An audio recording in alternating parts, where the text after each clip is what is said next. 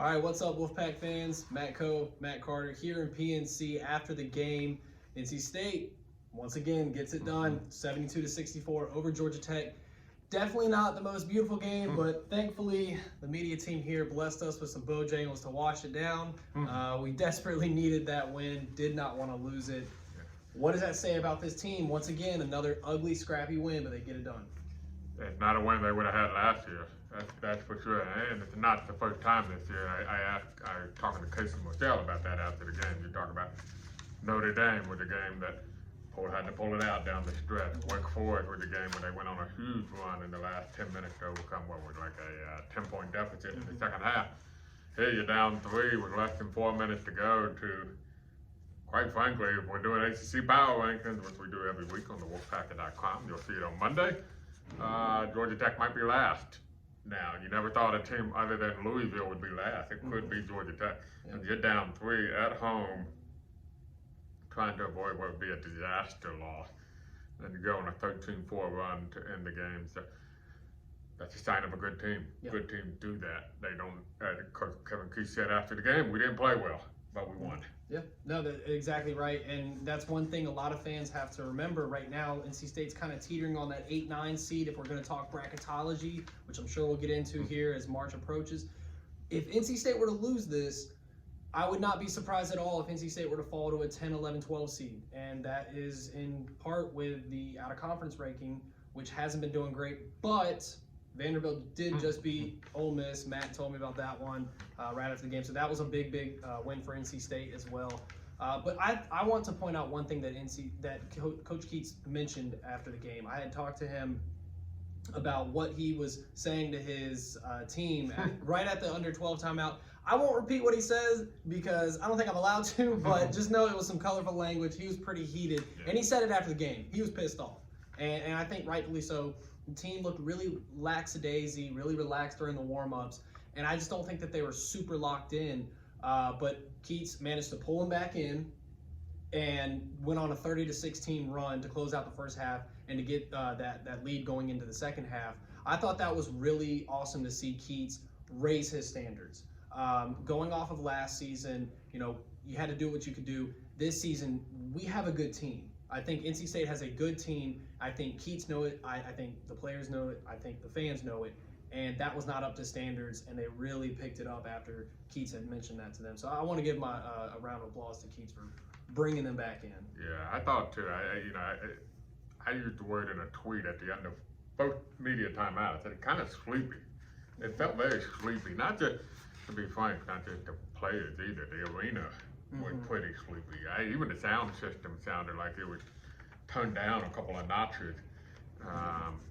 It just seemed the whole environment and vibe. I don't know, it was such a good time on Wednesday night. Unfortunately, Matt couldn't make it out for that one, but it was such a party, that night, or Wednesday night against Florida State that, maybe it was a little hangover effect.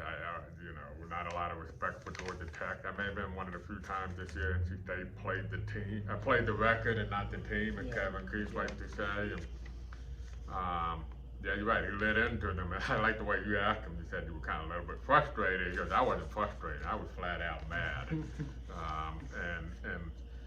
They responded.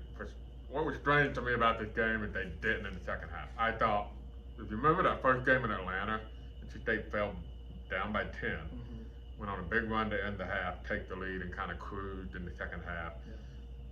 This time, Georgia Tech came out sharp. Kudos to Josh Pastner. Good strategy, I thought. I think they took advantage of the matchups. And NC State didn't respond. At one point, they were 4 for 20 shooting in the second half.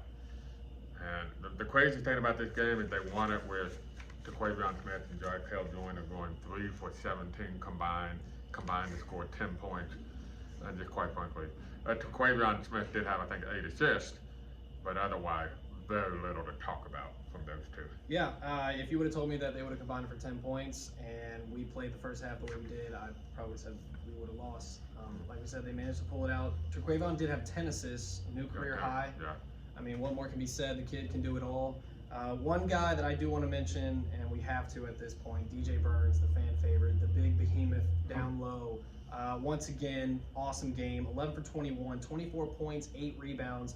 I had mentioned this on Twitter. It felt very, very early on. Within the first couple of minutes, he was the only one on the team generating his own offense. If it wasn't for Terquavion putting up a new career high for assists, it would have been even more ISO ball. Nobody on the team really seemed to get into a rhythm until that second half. Casey Morcell had himself a great night.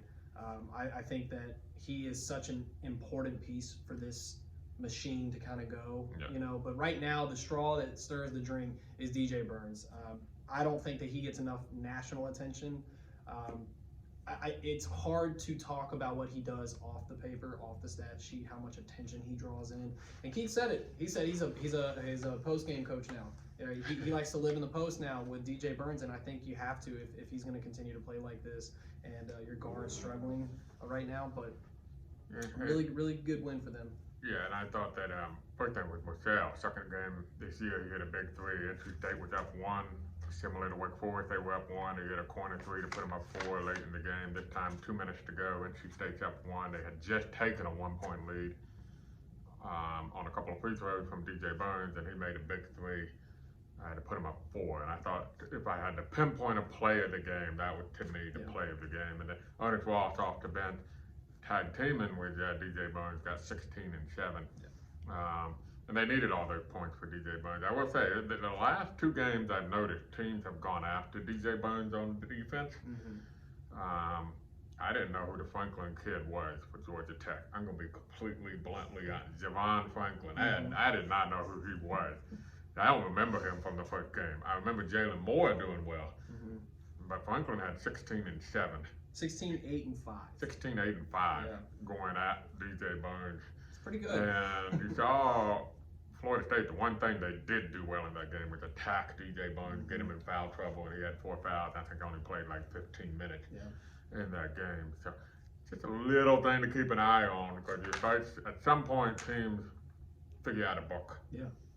And have they figured out a little bit of a book on going You find a chink in the armor, you got to attack it. And I don't think right now anybody has any kind of game plan for DJ Burns, but not defending him. Definitely. Nothing you can do defending him. And that's what Pastor said after the game. Somebody had mentioned, what do you think about DJ Burns play? And he said, it is what it is. Like, that's a great response. Mentioning the 3-point shooting, I do want to point out, and if you guys can hear the horns and whatnot, they're taking up the court right now. But I do want to mention, Georgia Tech only averages right under 7 made threes per game at 6.8. They had 5 in the first half. We've seen this trend with Georgia Tech and NC State and these Josh Pastner teams, how they just come and shoot lights out against NC State. It is what it is, in the words of Josh Pastner. But they only managed to score 3 more, after that in the second half. So I thought NC State did a great job of running them off the 3. Until Georgia Tech made 1 of 8 shots down the stretch, they were shooting about 50%. This is a Georgia Tech team that had not shot, listen to this, not 50%, and kind of what most people, I'm going to drop it down to 45%. They've only shot better than 45%, if I'm remembering right, 4 times going into this game. And 3 of those were against the Alabama A&Ms and, the Sisters of the Poor type opponents. I don't know if it's the Princeton style component to the offense against NC State's very aggressive man pressure defense that leads to maybe some backdoor cuts and some scrambling that gets some open shot. But for whatever reason, Georgia Tech shot really well in this game. I'll close on my last thought. I thought Kevin Keith also deserves credit for switching the pressure defense in the last 3 minutes. He backed off of the man full court press and went to a zone press, which he explained they do not do that often. And I think that really rattled Georgia Tech late. They had 2 or 3 turnovers late, and that keyed that late run for NC State. NC State won 4 of the last 5, 8 of their last 9. Haven't really been looking too crisp, I would say, in the last couple of games. But for Florida State, they did. Against Florida State, they definitely did. But now you got a road matchup. You actually have 3 in a row. You're going to Virginia, who's number 6 right now. That's going to be a gauntlet. At Boston College, which you have said that you don't feel great about. Well, they're 4-2 at home this year. And it's a sleepy environment in that Coliseum, and so you have to really generate your own energy. That's a great point. And so we'll see how how they do. Yeah, and then at Syracuse, which that zone we've seen has troubled NC State from time to time. It did against Notre Dame. Really need to win probably 2 of these games. If you want to get to the point where you're feeling like, all right, it's no longer how close to the bubble are we, it's more how can we seed out in the NCAA tournament. I think 2 out of 3 is what you're looking for. And with Syracuse, one last note, Jack Clark's not in uniform, was in uniform Wednesday night, not in uniform. You gotta remember, groin injuries are very, very tricky and very easy to re-aggravate. So we'll have to see what happens there, because he's really a guy you want in that Syracuse game. He's kind of your Cole Helen potential guy in that zone. So just something to watch over the next week or 2. Absolutely. Well, that should do it. NC State's next game at Virginia. I think this is a tournament team, but if you win that game at Virginia, you're gonna shoot yourself in for a pretty high seed here in the tournament, barring anything crazy. But any last thoughts before we get out of here? Nope. I'm good. I'm going to have some Bojangles. Some Bojangles, that sounds pretty good. 2 Matts here, NPNC. Go check out the Wolfpacker. Check out the podcast. Leave a like, leave a review. Subscribe, we got the best NC State content out there. So be sure to follow the Wolfpacker. And as always,